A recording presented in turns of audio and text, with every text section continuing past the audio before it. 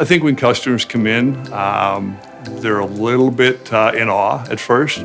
Most people come in and they're overwhelmed. And then when they get a chance to go through the showroom, they start to look into the corners and start to look at individual pieces. And that's when the fun begins because, they start to get excited definitely about what they see.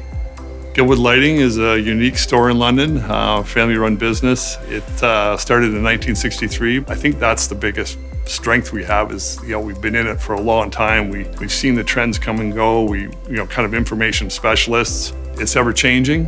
What you see in the showroom now probably isn't what you're going to see in a year or two. Everything changes, design changes. You're already seeing pieces that weren't possible 5 years ago that are now possible because of the innovations in LED lighting.